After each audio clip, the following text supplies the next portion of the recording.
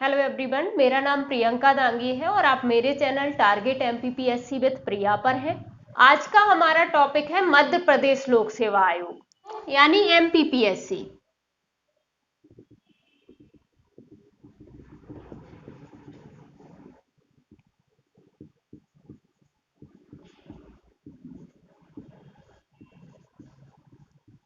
इससे तो आप सभी बहुत अच्छे से परिचित होंगे, लेकिन फिर भी हम कुछ फैक्ट देख लेते हैं।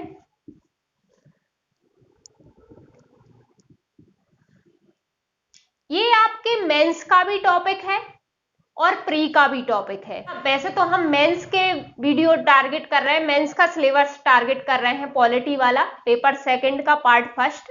लेकिन यदि हमारा कोई भी टॉपिक ऐसा भी है जो प्री और मेंस में सेम है, तो फिर हम उसे दोनों को साथ साथ में प्री के हिसाब से भी हम उस टॉपिक को कवर करते हैं। ठीक है, इसका रीजन ये है कि कोई मेंस की और प्री की साथ साथ तैयारी कर रहा होगा, और यदि अब सिलेबस चूंकि पिछली बार ही बदला है तो नया सिलेबस भी सबको पढ़ने की जरूरत है, जो पुराने स्टूडेंट हैं उनको भी। तो यदि वो मेंस की तैयारी कर रहा है तो उसे प्री का भी साथ में पढ़ना ही पड़ेगा, है ना। ये मध्य प्रदेश लोक सेवा आयोग हमारा मेंस में जो टॉपिक है वो है पेपर सेकंड का पार्ट फर्स्ट में, यूनिट सेकंड में है, और प्री में ये यूनिट 10 में है ना। जो आयोग की लिस्ट दी है, हमें कुछ आयोग दिए हैं, उनमें हमारा मध्य प्रदेश लोक सेवा आयोग भी है।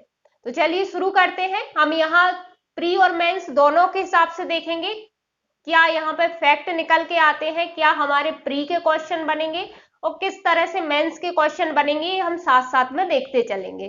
ठीक है, चलिए सबसे पहले हमने क्या देखा कि एक संवैधानिक निकाय है।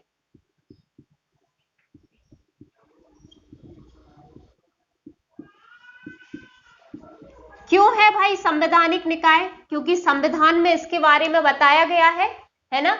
हमने राज्य लोक सेवा आयोग भाग 14 में आर्टिकल 315 से 323 तक जो हमने आर्टिकल देखे थे, जब हम यूपीएससी के संवैधानिक प्रावधान देख रहे थे, तो उसी के साथ साथ हमने स्टेट पीएससी के लिए भी प्रावधान देखे थे, यानी राज्य लोक सेवा आयोगों के लिए। और हमारा मध्य प्रदेश लोक सेवा आयोग क्या है? राज्य लोक सेवा आयोग है। ठीक है, तो संविधान के भाग 14 आर्टिकल 315 से 323 तक यूपीएससी के साथ साथ स्टेट पीएससी यानी राज्य लोक सेवा आयोग के लिए भी प्रावधान किए हैं। प्रावधान हम चूंकि देख चुके हैं तो अब उन्हें दोबारा हम नहीं देखेंगे। ठीक है, सभी स्टेट पीएससी के लिए सेम ही है प्रावधान। ठीक है, कुछ जो अलग से शक्ति दी गई है राज्यपालों को, तो हर राज्य के राज्यपाल ने अलग सेवा शर्तें नियम बनाने की जो अलग से शक्ति दी थी वो अलग बनाए हैं, तो उनको हम यहाँ देख के चलेंगे कि मध्य प्रदेश के संदर्भ में क्या नियम बने हैं। ठीक है, चलिए भाई, संविधान में तो कह दिया था 26 जनवरी 1950 को जब हमारा संविधान आया और संविधान लागू हो गया, तो उसमें तो कह दिया था कि प्रत्येक राज्य के लिए स्टेट पीएससी होगी। लेकिन 1950 को क्या हमारा मध्य प्रदेश था? नहीं था ना। ठीक है, तो मध्य प्रदेश तो था नहीं। मध्य प्रदेश कब बना? 1 नवंबर 1956 को राज्य पुनर्गठन अधिनियम के तहत। तो जब मध्य प्रदेश बनेगा तभी तो उसकी पीएससी बनेगी, उसके लिए स्टेट पीएससी बनेगी, है ना। तो पहला पॉइंट आप लिखना कि ये संवैधानिक निकाय है। दूसरा आप लिखना कि इसकी स्थापना कब हुई। ये हम फैक्ट देख रहे हैं। तो देखो, स्थापना इसकी हुई थी 1 नवंबर 1956 को। पर यहां थोड़ा सा क्या है, विवाद है। कुछ सोर्स में आपको ये डेट कितनी मिलती है? 27 अक्टूबर 1956।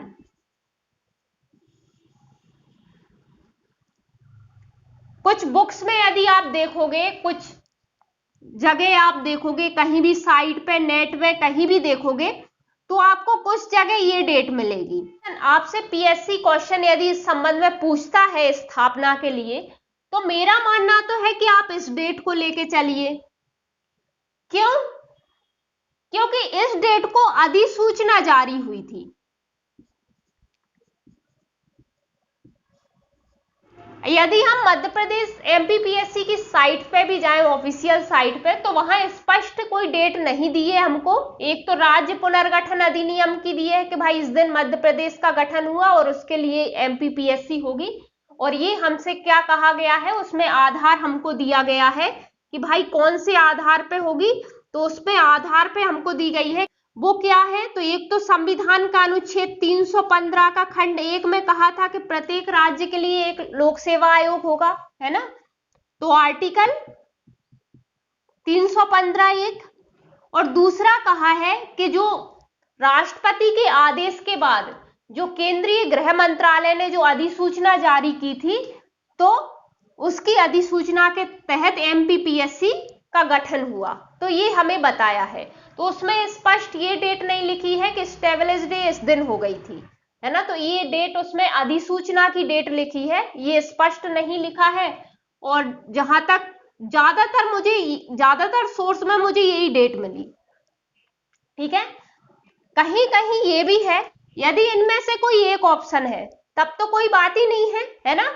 लेकिन यदि दोनों ऑप्शन है तो आप, मुझे ऐसा लगता है, मेरा ऐसा मानना है कि आपको इस ऑप्शन के साथ जाना चाहिए, क्योंकि जब आप अध्यक्ष का कार्यकाल देखते हैं, पहले अध्यक्ष जो थे डीवी रेगे जो थे, तो उनके लिए 1 नवंबर 1956 से ही उनका कार्यकाल शुरू हुआ है, ठीक है। यदि इस दिन बन गई होती तो भाई उस टाइम पे अध्यक्ष सदस्य ये लोग बन जाते, है ना। लेकिन उनका कार्यकाल 1 नवंबर 1956 से शुरू किया है, तो मुझे ऐसा लगता है कि आपको इसी डेट के साथ जाना चाहिए, ठीक है। यदि ये ऑप्शन में नहीं है, सिर्फ ये है, तो आप इसके साथ भी जा सकते हो। हाँ, लेकिन क्वेश्चन आप ठीक से देख लेना, कहीं ऐसा ना हो कि उसमें क्वेश्चन पूछा गया हो कि मध्य प्रदेश लोक सेवा आयोग को गठित करने की अधिसूचना कब जारी कर दी थी, और आप मे पे ब्लेम करो कि आपने तो ये डेट बोली थी तो हम ये लगा के आ गए। अधिसूचना तो इसी दिन जारी हुई थी, है ना। तो ये अधिसूचना के लिए तो यही डेट कंफर्म है। लेकिन मैं गठन की बात कर रही हूं, गठन या स्थापना जैसे शब्द आते हैं तब ये दोनों स्थिति बनती है। तो मुझे ऐसा लगता है कि आपको ज्यादातर इस डेट के साथ जाना चाहिए यदि दोनों है। और वैसे तो आजकल एमपीपीएससी ने बहुत सही फंडा अपना लिया है कि यदि दो आंसर आपके पास, आप ऑब्जेक्शन जब लगाते हो किसी भी क्वेश्चन के लिए, और यदि दो सोर्स के आंसर आ गए हैं कि भाई इन सामने वाले ने, किसी ने अपने सोर्स के साथ पहला आंसर भी लगा दिया है कि भाई ये भी आंसर होगा, और दूसरे वाले ने पर्याप्त सोर्स देके दूसरा भी बताया है कि ये भी हो सकता है, तो वो क्या करता है, दोनों को ही आंसर बता देता है। अब वो डिलीट विलीट नहीं करते क्वेश्चन, ऐसे क्वेश्चन डिलीट नहीं होते हैं जिनके दो आंसर हैं। यदि उसमें आंसर है तो वो दोनों को ही आंसर मान लेता है, ठीक है। तो जो लगाते हैं ऑब्जेक्शन वगैरह, उनसे मतलब है पीएससी को, जो सोए रहते हैं उनसे तो कोई मतलब नहीं रहता, क्योंकि एक बार फाइनल आंसर सीट आ गई उसके बाद तो आप कुछ कर ही नहीं सकते, है ना। आधार इसके क्या थे, तो संवैधानिक आधार है। एक तो 315(1) में कहा है कि प्रत्येक राज्य के लिए एक लोक सेवा आयोग होगा, तो मध्य प्रदेश के लिए मध्य प्रदेश का लोक सेवा आयोग है ना। और अगला आधार है राज्य पुनर्गठन अधिनियम।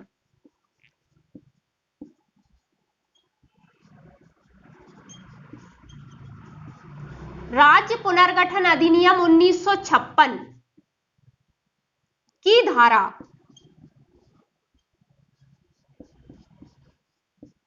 118(3), ठीक है। तो राज्य पुनर्गठन अधिनियम 1956 के तहत हमारा मध्य प्रदेश बना, है ना। उसी अधिनियम की धारा 118(3) में कहा गया है कि राज्य लोक सेवा आयोग होगा, तो ये भी इसका आधार है मध्य प्रदेश लोक सेवा आयोग के गठन का, ठीक है। प्रकृति इसकी कैसी है, संवैधानिक है, ये हम देख ही चुके हैं, है ना। संवैधानिक निकाय है, ये संवैधानिक संस्था है। अच्छा, ये आप अच्छे से पॉइंट बना के लिख लीजिए, फैक्ट है ना। यदि ये मेंस में आपसे पूछा जाएगा तो ये यहां से 3 नंबर का क्वेश्चन आपका बन जाएगा कि भाई मध्य प्रदेश लोक सेवा आयोग का गठन कब हुआ, है ना, या मध्य प्रदेश लोक सेवा आयोग कैसी संस्था है, तो संवैधानिक संस्था है ना।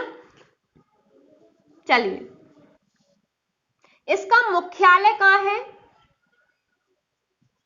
तो इसका मुख्यालय है इंदौर में।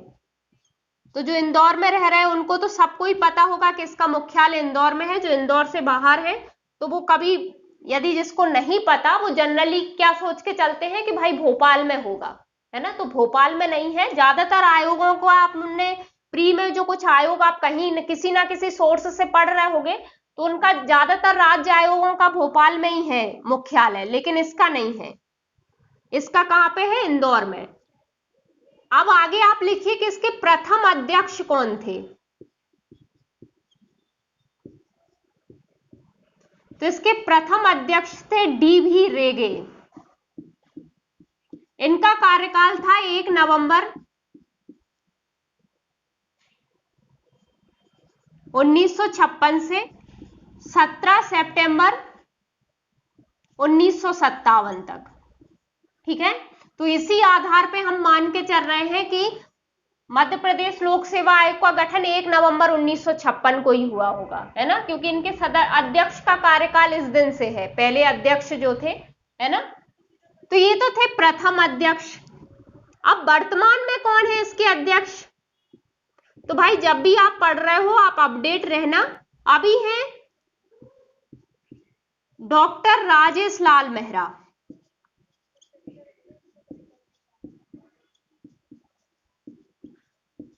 और ये आई थिंक अभी बने हैं नवंबर दिसंबर, कुछ ऐसे, मुझे एग्जैक्ट मंथ याद नहीं है, लेकिन ये अभी 2021 में ही बने हैं, तो अभी ज्यादा टाइम नहीं हुआ है। तो ये आपका करंट का क्वेश्चन भी हो गया यहाँ से, है ना। और ये पहले कार्यवाहक अध्यक्ष भी थे, है ना, और अब इनको स्थायी अध्यक्ष बना दिया है। ठीक है, मतलब ये आयोग के सदस्य थे। जब हमने देखा था ना, जब हम संवैधानिक प्रावधान देख रहे थे कि यदि आयोग का अध्यक्ष नहीं होता है तो किसी सदस्य को क्या करते हैं, राज्यपाल अध्यक्ष के कार्य सौंप देते हैं उस अवधि के लिए। तो वही बात है कि ये कार्यवाहक अध्यक्ष थे, मतलब आयोग के सदस्य थे, लेकिन इनको कार्यवाहक अध्यक्ष बनाया हुआ था क्योंकि अध्यक्ष पद खाली था। ठीक है, अब ये स्थायी अध्यक्ष हो गए हैं। ठीक है, ये नवंबर या दिसंबर देख लेना, जो भी हो सर्च कर लेना। और 2021 की बात है, मतलब अभी जब मैं पढ़ा रही हूं तो ये उस हिसाब से आपका करंट का क्वेश्चन भी है। ठीक है, तो डॉक्टर राजेश लाल मेहरा ये इसके अध्यक्ष हैं वर्तमान में। तो ये 18वें अध्यक्ष बने हैं। ठीक है, ये 18वें हैं। अब देखो, पीएससी कभी कभी क्या करता है कि कई न्यायाधीश, एक आध क्वेश्चन न्यायाधीश की लिस्ट में से दे देता है, एक आध क्वेश्चन सचिव, आईपीएस, इन सबके में भी दे रहा है। तो हो सकता है ये लोक सेवा आयोग के अध्यक्षों में से भी कभी आपके सामने क्वेश्चन फंस जाए कि इनमें से कौन मध्य प्रदेश लोक सेवा आयोग के अध्यक्ष रहे हैं या कौन नहीं रहे हैं, इस टाइप का कोई क्वेश्चन आ जाए, है ना। तो आप ऐसा करना है, एक बार उस पर शायद एमपीपीएससी की साइट पे ही मिल जाएगा आपको, है ना। और यदि साइट पे नहीं मिले तो गूगल कहीं भी करके एक बार इन सबके नाम एक बार आप देख लेना। रटे हो ये जरूरी नहीं है, फर्स्ट आपको बहुत अच्छे से पता होना चाहिए और वर्तमान अच्छे से पता होना चाहिए, और बाकी के नाम आप बस इतना उस हिसाब से पढ़ लेना कि आपको उनका नाम यदि ऑप्शन के रूप में सामने आता है तो आपको याद आ जाए कि हाँ ऐसा कुछ मैंने पढ़ा था। ठीक है, तो वो चीज है, क्योंकि कभी कभी सचिव वगैरह की भी पूछ लेता है ना। तो हम क्यों रिस्क लें, एक आध क्वेश्चन हमारा फंस ही जाता है हर बार इस टाइप से। कभी न्यायाधीश से पूछ लिया, कभी सचिव से पूछ लिया, है ना, कभी राज्यपाल से पूछ लिया, कभी मुख्यमंत्रियों से पूछ लिया। तो एक आध क्वेश्चन हमारे पास ऐसा फंसता ही है। तो यदि दूसरे उस चीज को तैयार कर रहे हैं और हम छोड़ रहे हैं तो ये हमारी बेवकूफी है, और तो हमें एक बार इनको देख के रखना चाहिए। ठीक है, मतलब इस हिसाब से रटो भले ही मत, लेकिन इस हिसाब से कि यदि आपके सामने ऑप्शन आए तो एटलीस्ट आपको पता हो कि हाँ ऐसा कुछ मैंने पढ़ा था। ठीक है, अब एक चीज हम वैसे तो देख चुके हैं, लेकिन जब हम देख रहे थे ना कि सेवा शर्तें कौन निर्धारित करता है, इसकी राज्यपाल निर्धारित करता है, हमने वहां भी देख लिए थे जब हम संवैधानिक प्रावधान देख रहे थे। लेकिन अब हम एक बार यहां देख लेते हैं कि जब इनके लिए एमपीपीएससी के लिए जब सेवा शर्तें निर्धारित की हैं हमारे राज्यपाल ने की होंगी, तो वो कब की थी? तो मध्य प्रदेश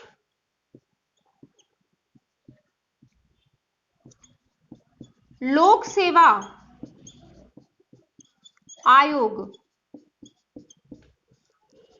सेवा शर्तें नियम कब बना था? 1973 में। ठीक है, तो सेवा शर्तों में सदस्य संख्या भी आ जाती है, और सदस्य संख्या हमारे संविधान में नहीं दी है, बल्कि जब से उसमें कहा था कि सेवा शर्तों का निर्धारण राज्यपाल करेगा, तो उसमें हमें बता दिया था कि भाई अध्यक्ष और सदस्य कितने होंगे वो भी बताएगा, और अन्य सेवा शर्तें यानी वेतन वगैरह होंगी वो भी ये नियम द्वारा निर्धारित करेगा। तो इसने की भी है। मध्य प्रदेश लोक सेवा आयोग सेवा शर्त नियम 1973 में बना भी। इसके तहत एक अध्यक्ष होता है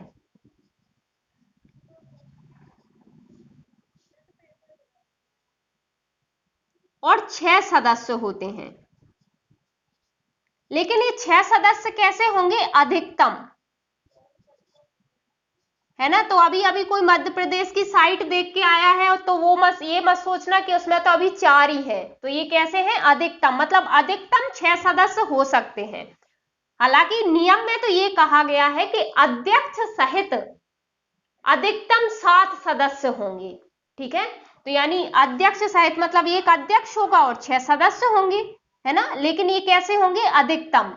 फिर जैसे ही वो अपनी जरूरत के हिसाब से नियुक्त करते रहते हैं। तो अभी जब ये अध्यक्ष बने थे और इनके साथ एक सदस्य और नियुक्त हुए थे, शायद कृष्णकांत कुछ नाम है। एक बार आप यदि उनके सदस्यों के भी नाम अभी वर्तमान वाले देखना चाहते हो तो देख लेना। तो वो जब बने थे तब मैंने देखा था, तब मैंने एमपीपीएससी की साइट पे जाके देखा था, तो अभी 4 सदस्य हैं और एक अध्यक्ष है। ठीक है, तो टोटल अभी 5 लोग हैं वर्तमान में। ठीक है, लेकिन अधिकतम हो कितने सकते हैं? तो 7 अध्यक्ष सहित। वैसे तो मुझे तो ये फैक्ट इंपॉर्टेंट नहीं लगता, लेकिन यदि कभी आ गया कि प्रथम परीक्षा कब कराई थी इसने, क्योंकि इसका मेन काम परीक्षा कराना ही है, तो प्रथम परीक्षा इसने 1958 में करवाई थी। ठीक है, लिख लो। वैसे ये आने की संभावना नहीं है ना। तो 1958 है। अब संवैधानिक प्रावधान हम इसके देख चुके हैं। राज्य लोक सेवा आयोग के लिए जो थे वो जाहिर सी बात है, एमपीपीएससी भी राज्य लोक सेवा आयोग है तो वही सेम होंगे। तो 3 नंबर के क्वेश्चन आपके यहां से भी बन सकते हैं। जो संवैधानिक प्रावधान है जैसे वहां से बन सकते हैं कि इनके सदस्य और अध्यक्ष को हटाता कौन है, इनका कार्यकाल क्या होता है, प्रतिवेदन किसको देते हैं, या नियुक्ति कौन करता है। तो इस तरह से कोई भी फैक्ट उठा के आपसे संवैधानिक प्रावधान से पूछा जा सकता है, तो आप वो अच्छे से याद रखना। और प्री में तो वहां से क्वेश्चन आपके लिए आ ही सकते हैं। जैसे 2020 के पेपर का पैटर्न था कि कथन उन्होंने दे दिए थे कि इनमें से कौन सा सही है कौन सा नहीं है, तो इस टाइप से भी आपसे पूछे जा सकते हैं। फैक्ट, स्थापना, मुख्यालय, ये सब अध्यक्ष वगैरह यहां से आ सकते हैं कुछ भी। ये 3 नंबर से आप इससे भी पूछा जा सकता है मेंस में कि इसकी स्थापना कब हुई थी, है ना, या इसके वर्तमान अध्यक्ष कौन है ना। तो इस तरह से आपसे 3 नंबर में भी पूछा जा सकता है। अब यहां से 5 नंबर के क्वेश्चन आपसे किस प्रकार से पूछे जा सकते हैं? तो एक तो ये पूछा जा सकता है कि भाई एमपीपीएससी जो है उसके अध्यक्ष व सदस्यों की स्वतंत्रता संबंधी प्रावधान बताइए। ठीक है, आप पूरा लिख लेना इसको।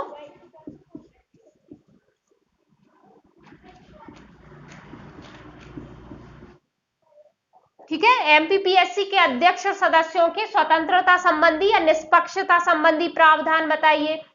तो वो हम जब यूपीएससी कवर कर रहे थे, जब हम साथ में ही देखते चल रहे थे कि भाई राज्य लोक सेवा आयोग के लिए आया तो हम क्या लिखेंगे, और संघ लोक सेवा आयोग के लिए आया तो क्या लिखेंगे। ठीक है, तो ज्यादातर सेम है, थोड़ी बहुत कहीं अंतर है, जैसे कार्यकाल में अंतर है तो वो थोड़ा आप देख के चलना। तो ये हम कर चुके हैं ये वाला क्वेश्चन। इसके कार्य या शक्तियां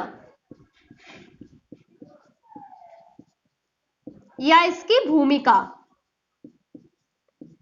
ये क्वेश्चन हम करेंगे क्योंकि इसमें यूपीएससी और राज्य लोक सेवा आयोग में के कार्यों में कुछ अंतर होता है। तो ये हम अभी करेंगे और ये हम 200 शब्द में ही तैयार करेंगे। यदि 50 शब्द में आ जाए तो आप इसे 50 शब्द में मतलब कम पॉइंट लिख देना, कम लिख देना पॉइंट उसमें, तो हम 200 के हिसाब से करेंगे, उसे संक्षिप्त आप कर सकते हो। ठीक है, एक आ सकता है कि भाई इसकी भूमिका या कार्यों की आप आलोचना कीजिए,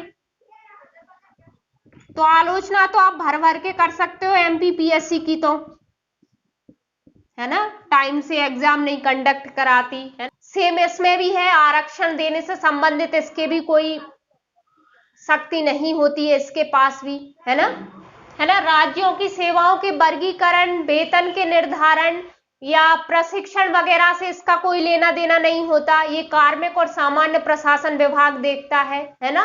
तो इस तरह की आलोचना आप कर ही सकते हो। यदि नहीं हो तो फिर मुझसे बोलना, फिर मैं करवा दूंगी। ठीक है, तो ये आलोचना वाला आप कर लोगे। अब हम कार्य वाला बस हमारा बचा है, तो ये हम देख लेते हैं। ठीक है, संवैधानिक प्रावधान हो सकता है 200 शब्द में या फिर 50 शब्द में कुछ आपसे संवैधानिक प्रावधानों से भी पूछ लिया जाए, है ना। तो संवैधानिक प्रावधान तो आप सबके अच्छे से याद करके ही रखिए, क्योंकि आपको प्री में कथन जैसे भी आते हैं कि भाई ये भी कथन है, ये भी कथन है, इनमें से कौन सा सही नहीं है, दोनों सही है या दोनों गलत है ना। तो इस तरह से क्वेश्चन आपके प्री में भी आते हैं, तो संवैधानिक प्रावधान तो आप अच्छे से याद करके रखिए। तो यदि यहां कुछ पूछ लिया जाए तो आप यहां कर सकते हो उससे, और बाकी 3 तरह के क्वेश्चन आपके यहां से बन सकते हैं। ठीक है, आलोचना आप देख लेना, आलोचना यदि आपसे नहीं बने तो आप मुझे बताना कमेंट बॉक्स में, मैं इसको भी करवा दूंगी। ठीक है, वैसे वही है जो हमने उसके लिए देखा था, बस उन्हीं पॉइंट को हमको राज्य लोक सेवा आयोग के संदर्भ में देखना है कि भाई प्रशिक्षण से इसका कोई लेना देना नहीं होता। ठीक है, आरक्षण के मामले में भी इसका कोई लेना देना नहीं है, और बाकी आलोचनाएं जो हम देखते ही हैं कि भाई ये अपना कैलेंडर फॉलो नहीं करते, लिख देना, उनको पता भी तो चले कि वो क्या कर रहे हैं, कैलेंडर फॉलो नहीं करते, है ना, समय पे परीक्षा नहीं होती, लोग जो युवा हैं वो ओवर एज हो जाते हैं। ठीक है, तो ये सारे पॉइंट आप लिख सकते हो, इन सबको लिख सकते हो, और भी जो आए दिन आप कुछ ना कुछ सुनते ही रहते होगे, कोई भी बात विवाद में आई है या कोई भी आलोचना चल रही है ना। सीसेट जैसे इसने भी जोड़ा था, सीसेट तो हमने वहां उसके लिए भी आलोचना देखी थी, तो यहां भी कर सकते हैं आप सीसेट को लेके, तो है ना। तो वो चीज है, वैसे तो अब क्वालिफाई है तो ठीक है, ये तो जबरदस्ती की आलोचना हो जाएगी, लेकिन फिर भी और भी जितने विवाद उठते हैं उसको लेके कि भाई एक एक कई बार उसे क्वेश्चन डिलीट करने पड़ते हैं, 4-4 5-5 क्वेश्चन, ये हर बार का ही है उसका कि उसे 4-5 क्वेश्चन डिलीट करने पड़ते हैं, है ना। जब आपने एक पर्टिकुलर सिलेबस दे रखा है तो भाई फिर आप क्यों ऐसे क्वेश्चन डालते हो। अभी पिछले उसमें सी सेट में आपने 17 क्वेश्चन इंग्लिश के भर दिए, तो क्यों स्टूडेंट को क्यों इतना परेशान होना पड़ रहा है कि वो आपके आगे चक्कर काट रहे हैं कि ये सिलेबस में है कि ये नहीं है। तो इस चीज का ध्यान आप खुद रखो। तो ऐसे बहुत सारी आलोचनाएं आपको मिल जाएंगी एमपीपीएससी से, तो आए दिन आप परिचित होते रहते हो, तो उसके लिए मेरे ख्याल से लिखवाने की जरूरत नहीं है, लेकिन यदि आपको लगे आपसे नहीं बने तो मैं लिखवा दूंगी। ठीक है, ठीक है, अब हम कार्य देखते हैं इसके।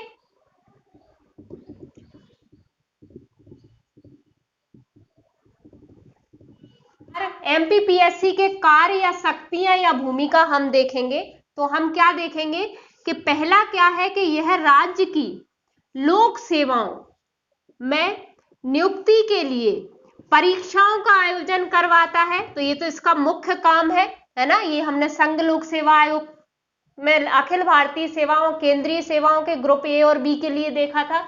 यहाँ राज्य की लोक सेवाएं जो भी होंगी उनके लिए क्या करवाता है, यहाँ पे परीक्षाओं का आयोजन करवाता है। ठीक है, दूसरा कार्य क्या है कि राज्य के राज्यपाल द्वारा निर्देशित किसी विषय पर सलाह देता है। भाई ये आर्टिकल 320 का खंड 3 कहता है हमसे, चूंकि हमने 320 आर्टिकल छोड़ा था तो इसलिए हमने वहां नहीं देखा। आर्टिकल 320 का खंड 3 क्या कहता है कि जो काम उसको दिए हैं, जो संविधान में दिए हैं, या राज्य विधानमंडल उनका विस्तार भी कर सकता है अधिनियम बना के, उसके अलावा भी यदि राज्यपाल को कोई विषय लगता है और वो उसको निर्देशित करता है तो उस पर भी इसे सलाह देना होगा। ये आर्टिकल 320 का खंड 3 कहता है। ठीक है, चलिए आगे बढ़ते हैं। चलिए अगला क्या कार्य है हमारा एमपीपीएससी का कि कार्मिक प्रबंधन से संबंधित निम्नलिखित विषयों पर परामर्श देता है। मतलब कार्मिक प्रबंधन से संबंधित कुछ विषय दिए हैं, कार्मिक या जो प्रशासन के जो निजी प्रबंधन होता है उससे संबंधित कुछ विषय दिए हैं कि इन विषयों से संबंधित भी क्या करेगा, ये परामर्श देगा। कौन से विषय होंगे देखते हैं। पहला है राज्य के सिविल पदों पर भर्ती की पद्धतियों से संबंधित सभी विषय। ठीक है, भर्ती तो ये करा ही रहा है, इसलिए जो सिविल पदों पर जो भर्ती होती है उनमें जो पद्धतियां फॉलो की जाती हैं उससे संबंधित जो भी विषय होंगे उन सब पर परामर्श देता है एमपीपीएससी राज्य के सिविल पदों पर। ठीक है, चलिए अगला क्या है। अगला है कि राज्य के सिविल पदों पर या सिविल सेवाओं में नियुक्ति, प्रोन्नति, स्थानांतरण, ठीक है, यानी तबादला, प्रतिनियुक्ति इत्यादि में अनुसरण किए जाने वाले सिद्धांतों के संबंध में विषय। ठीक है, मतलब मान लो प्रोन्नति हो रही है, नियुक्ति हो रही है या तबादला यानी ट्रांसफर हो रहा है और या प्रतिनियुक्ति हो रही है। ठीक है, तो उन सब से संबंधित जो सिद्धांत होते हैं उनके संबंध में भी परामर्श देता है। राज्य के सिविल पदों पर जो भी ये सब हो रहा होता है उस संबंध में परामर्श कौन देता है, एमपीपीएससी। ठीक है, हम मध्य प्रदेश लोक सेवा आयोग की बात कर रहे हैं इसलिए मध्य प्रदेश में एमपीपीएससी। ठीक है, आगे देखते हैं इसके और विषय हैं कि और किन विषयों पर ये परामर्श देता है।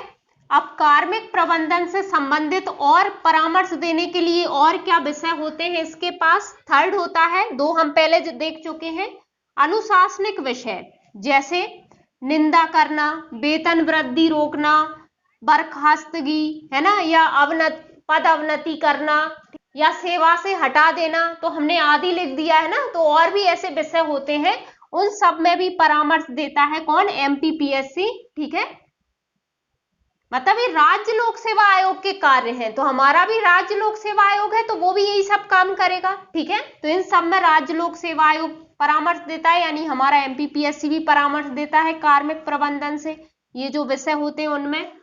फोर्थ क्या है कि अपने पद के कर्तव्यों के निष्पादन में लोक सेवक, अब ये लोक सेवक कौन सा होगा, जो राज्य सरकार के अधीन होगा, है ना, के विरुद्ध हुई किसी विधिक कार्यवाही की प्रतिरक्षा में किए गए खर्च की अदायगी का दावा करना।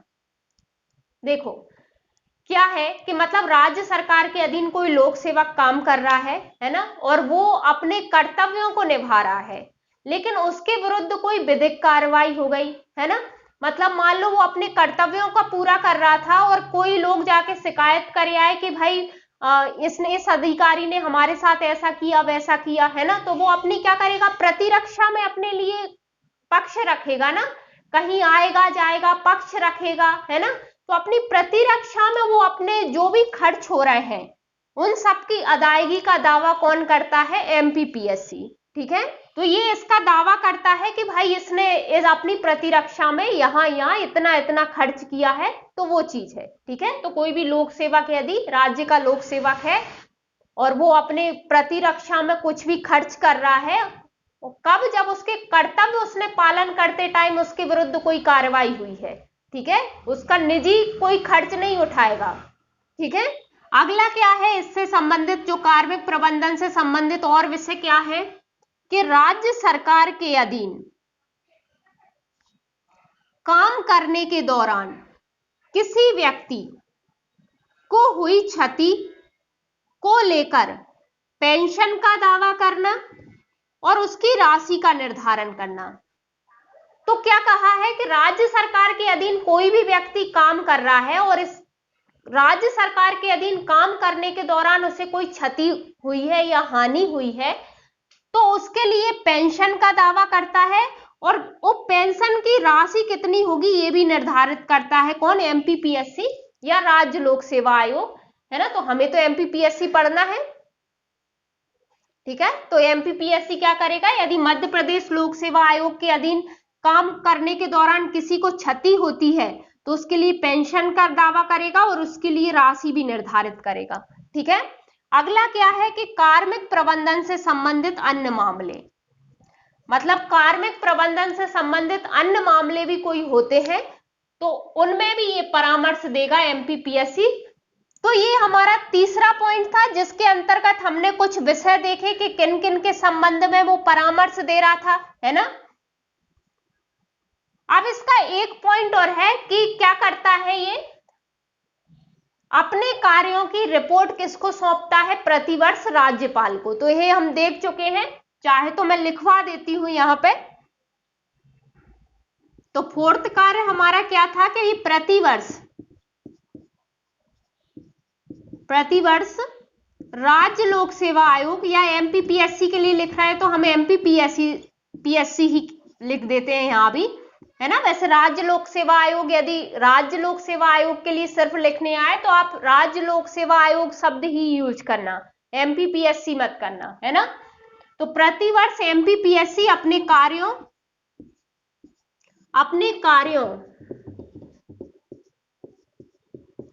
से संबंधी रिपोर्ट राज्यपाल को सौंपता है। ठीक है। राज्य लोक सेवा आयोग या मध्य प्रदेश लोक सेवा आयोग जो है वो क्या करता है, अपने कार्य जो भी करता है उनकी रिपोर्ट प्रतिवर्ष किसको देता है, राज्यपाल को। ठीक है।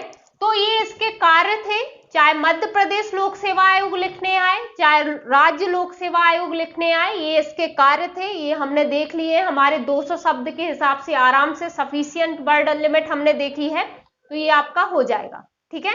यदि 50 शब्द में लिखने आए तो आप इसको शॉर्ट करके लिख देना। ठीक है। तो ये हमारा संघ लोक सेवा आयोग भी हो गया है और मध्य प्रदेश लोक सेवा आयोग भी हो गया है। अब अगला टॉपिक हमारा नीति आयोग है।